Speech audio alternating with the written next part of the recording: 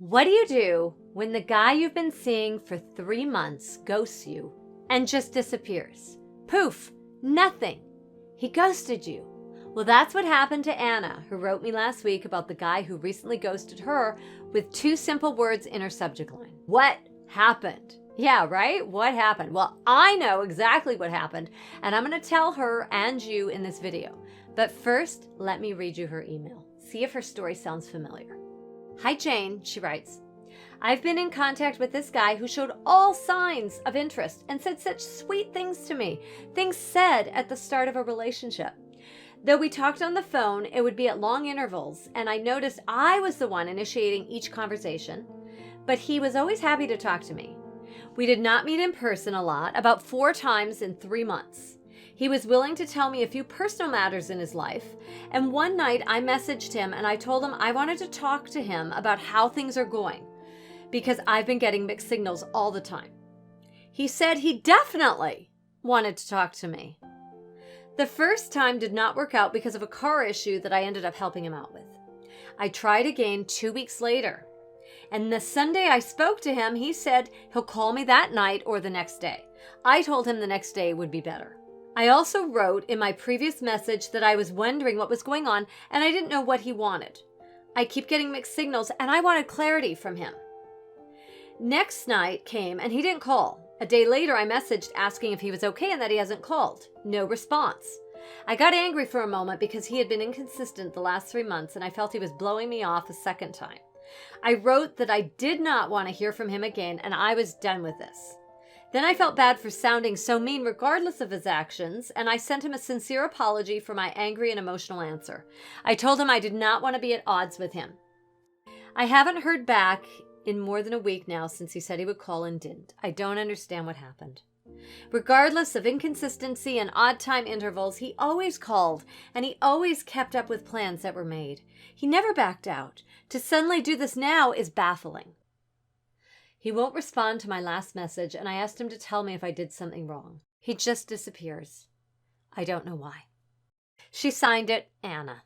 Such a heartbreaking story, and one that's all too familiar for so many of us. Tell me, have you ever been ghosted by someone you were dating? Pause the video right here and let me know in the comments below, even if it's just a yes, it's happened to me, or no, so far I've been lucky. And then go ahead and click the subscribe button while you're at it so you don't miss any of my videos I've got coming. I can tell you exactly why he disappeared, Anna.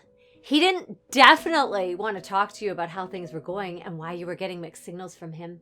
He didn't want to talk about this at all. He was willing to just disappear rather than talk to you and address your concerns. That's how much he didn't want to talk about how things are going. That's how much he didn't want to. The reason why he never backed out of your plans before was because you weren't wanting to have the talk. As soon as you wanted to have that kind of talk, he was out of there. I have these conversations a lot with the women I coach. Why didn't he call back when he said he would? Why did he act like he wanted to talk and then never followed through? And then it usually turns into some form of, what did I do wrong? What should I have done instead? He was giving mixed signals. Wasn't it okay I wanted to ask him about that? And what I tell them is the same thing that I'm going to tell you. If you have to ask someone why the mixed signals, if their actions aren't clear, there's a reason. What is it? Well, because you are in a push and pull relationship with them. That's why. Push too much, they pull away. After they've pulled away and found the right amount of space that they're comfortable with, they're back pushing for more again.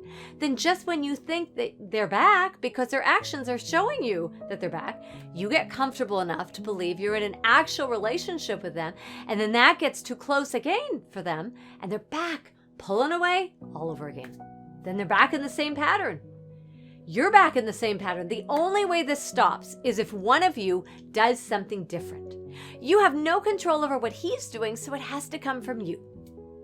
You don't ask. You don't push for more. You don't act like it's a real relationship. In other words, you detach. You remind yourself you don't really know this guy yet, so you're just going to take it slow and get to know him really well, instead of assuming that you're on your way to a committed relationship with Mr. Right, who's on the same page as you. You're going to need evidence of that. You observe and you take it all as information for you to note as you're looking for consistent behavior over time. Behavior that tells you who this guy is and what he's looking for without you having to ask him. His actions are going to tell you so much more than what he decides to tell you ever will. Does his behavior tell you that he's on the same page as you? Does he act like he's looking for a committed relationship the same as you? Is he the one initiating conversations about what you both are looking for? Does he act like he actually cares how you feel and doesn't want to risk losing you by giving you mixed signals that you could interpret as he's not that serious about you? See, a good guy doesn't dare risk losing you by sending you mixed signals in the first place. He doesn't want that. He doesn't want to risk that. A guy who's actually looking for a real relationship is so clear about his intentions. He doesn't leave you guessing. And while it may take him a while to get there because he cares about actually getting to know you too, not just sleeping with you, he'll give you enough clear signals along the way so that you won't have to call your girlfriends after every conversation to interpret what they mean. Now, I've been there more than a few times, and it's only after that you see it so clearly. So that's why I'm pointing out this big red flag right now. Don't beat yourself up over asking him in the first place, Anna. If you had to ask, you already had your answer. You already knew. His actions told you he didn't want to have that kind of talk. The way he avoided you and then disappeared only confirmed the very reason why you wanted to have that talk in the first place. So don't go there. Don't do this to yourself. You knew. You already knew by his mixed signals. The whole reason you wanted to talk. There was a problem. So what would have happened if you had gone along with him? This is what everyone wants to know. What would have happened if I went along and didn't bring anything up and just watched? I can tell you because I spend a good chunk of my time coaching women through this exact part. They watch and they observe his behavior and we talk instead of them talking to a guy who isn't giving them any signals that he's wanting to be a part of a two-way conversation about how their relationship is going. And pretty soon, they have their answers and all the clarity they needed because a guy is always going to show you who he is and what he wants and whether or not he's ready for a real committed relationship. Your guy, he was giving you all he had. Mixed signals. He liked you. He had fun talking to you and seeing you those 4 times in 3 months. But anything more than that, you got mixed signals. When you actually wanted to communicate, to talk, and do a status check, he ghosted you. He's gone. Not asking for that conversation would only have delayed his ghosting. I really hope this helps, Anna. Now I'm going to turn it over to you. Share your thoughts for Anna and the guy who ghosted her below in the comments. She'll appreciate it. And then please share this video with anyone you know who might benefit from hearing these words. We're all in this together.